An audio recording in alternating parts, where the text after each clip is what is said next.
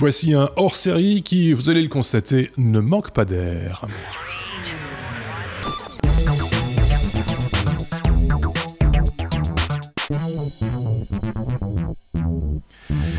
Parmi tous les objets connectés dont on a pu déjà vous parler ou que vous avez vus sur différents sites, etc., je pense que ici, Sébastien va frapper un grand coup.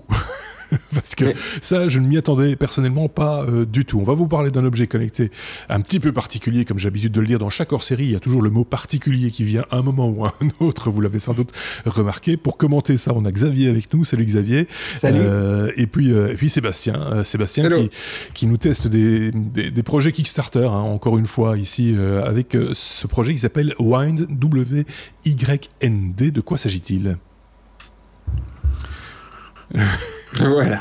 Alors, malheureusement, tout le monde n'a pas l'image. Donc, pour ceux qui n'ont pas l'image, c'est un genre de...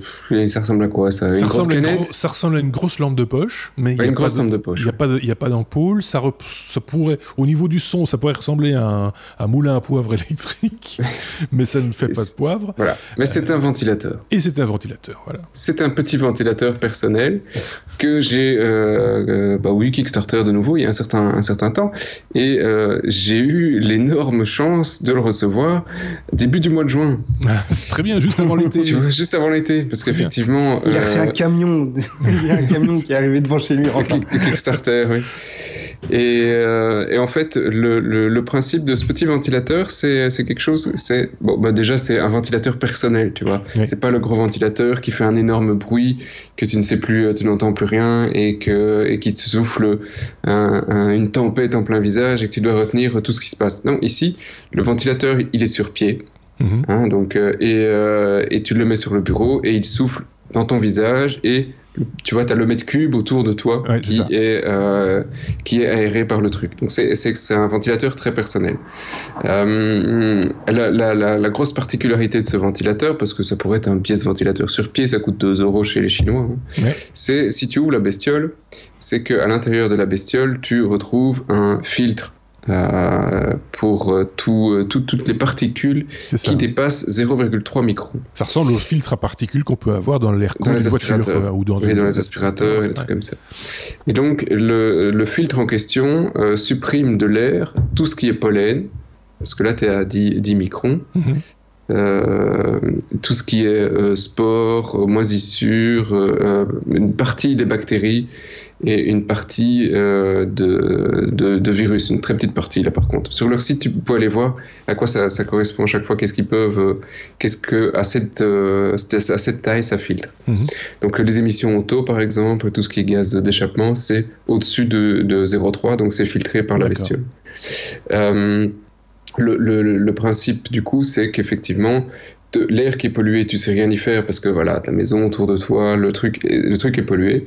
Par contre, ce que toi tu vas respirer, c'est ce que lui te souffle comme air, qui est directement filtré par la bestiole. Et il y a toute une série de senseurs dans le ventilateur qui, au fur et à mesure, détectent tout ce qui passe dans le ventilo pour pouvoir te dire ok, là mon coco, pour le moment t'es dans une pièce où l'air est vraiment dégueu, et donc je vais soit souffler plus fort, moins fort ou te demander de sortir. Oui, quand c'est rouge, je te dis il y a un problème, il faut peut-être vraiment d'abord aérer et puis espérer que, parce que là effectivement le truc s'allumait rouge, c'était dramatique. Donc il y a un voyant qui indique... Et il y a un voyant. Alors en plus du ventilateur, il y a on peut le détacher du truc, il y a un petit... comment dire, je sais plus comment ils l'ont appelé, enfin, un petit bitonio, hein, voilà, que tu prends avec toi. Lui fait capteur et te permet aussi de savoir, et donc ils ont des petits trous pour faire passer l'air dedans, et tu peux le mettre à la ceinture, hein, tu as un clip pour la ceinture, tu le mets à la ceinture et tu te promènes autour de toi n'importe où en journée, et tu as une application sur ton téléphone qui en même temps va te dire je sais pas où t'es là, mais ton air il est dégueu. Dégage, tu vois, il faut courir, c'est pas bon. Donc c'est assez... voilà, ça c'est pour les parano. Hein. Moi j'aime bien avoir après la statistique juste de... Le chiffre qui est indiqué, parce qu'on a un visuel sur l'écran du portable, il indique 193 et c'est tout rouge. Oui. Quoi, alors c'est pas encore malheureusement leur application est encore très récente parce que tu vois ils viennent de sortir le truc depuis le mois de juin, hein, donc c'est vraiment encore tout récent et c'est l'indice chez eux qui donne. Oui. Ils nous ont promis que effectivement dans les prochains mois ils donneront un détail sur ce qui a été détecté pour pouvoir te dire effectivement voilà ce qu'il y a dans l'air pour le moment. Genre des particules auto, des machins, et donc là c'est ce que des gaz d'échappement ou des allergènes, etc. Ils disent qu'ils peuvent le faire, et ici c'est un petit peu voilà, c'est leur indice du truc. Par contre, ils te font des petites alertes après en disant, grâce à Wind qui a tourné toute la journée, tu as enlevé l'équivalent de, ils le font, hein, c'est dans leurs images, l'équivalent de 38 mg de partition de pollution, particules, ce qui était équivalent à 3 cigarettes que tu n'as pas fumées aujourd'hui. D'accord. Donc c'est un peu voilà truc tendance sur tout ce qui est voilà bien-être, etc. De ce côté-là, les mecs, ils y vont pas trop fort non plus. Le ventilo, il était quelque chose comme $150, maintenant 180. Vu toute la techno qui est derrière, avec le petit machin, l'app et tout le bazar, c'est cher pour un ventilo, mais t'as pas mal d'infos qui reviennent de chez lui. Ouais. Et je veux dire que je l'ai utilisé pendant le mois de juin et juillet, pendant que c'était les grosses périodes d'allergie pour les graminées. J'étais très content d'être à mon bureau derrière mon ventilateur, tu vois, pour te dire. Il te clean une pièce en 2-3 heures pour que tu dis ok, tu la fermes et là tu vas pouvoir survivre le temps que ça passe ta crise d'allergie avec tes médocs, quoi. Donc voilà, c'est pas une bulle absolue, il y a des polluants, mais je trouvais le concept sympa d'avoir de l'air et juste ton air. Oui. Pas trop cher qui est filtré. En égoïste.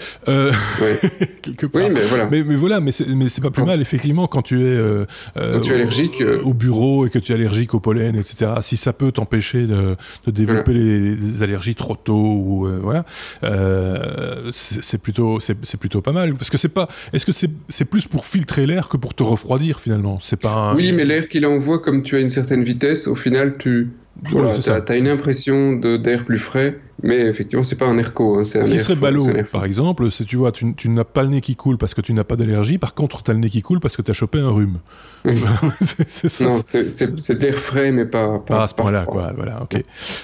C'est un bon complément aussi à ce que proposait, ce que proposait Netatmo, je pense, avec leur station qui permettait de te dire, en tout cas, si l'air était dégueulasse ou pas, ou en tout cas s'il était vicié ou pas.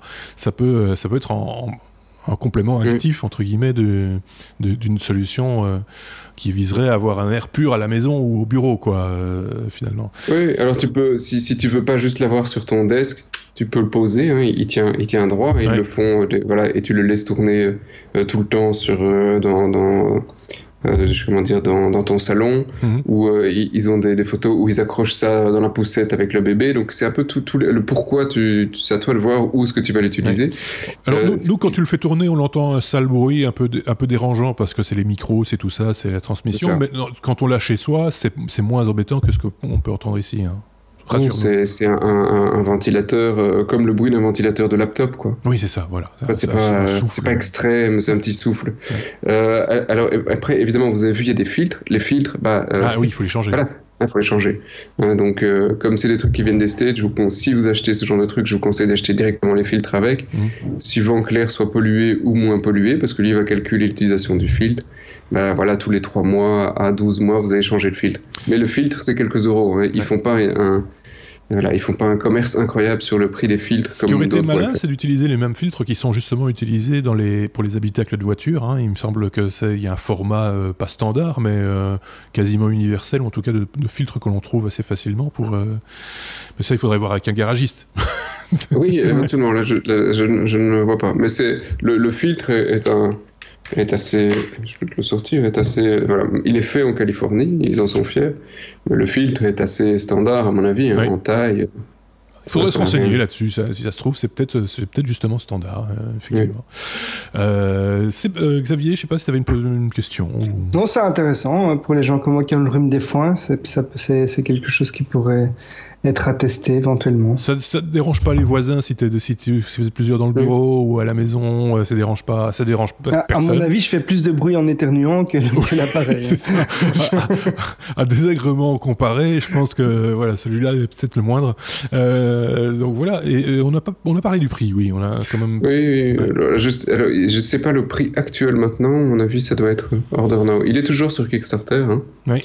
Et ils ont tiré $700,000 quand même pour le truc, donc c'est pas ridicule. Il y a pas mal de gens qui s'en sont inspirés. Ouais. Alors maintenant, voilà, il est à $199. À l'époque, il était à 130, évidemment, sur Kickstarter. Ouais. Ça reste le principe du bestiole. Mais à ce prix-là, vous avez un petit sac, un petit câble, un petit machin. Ouais, c'est ça, quoi.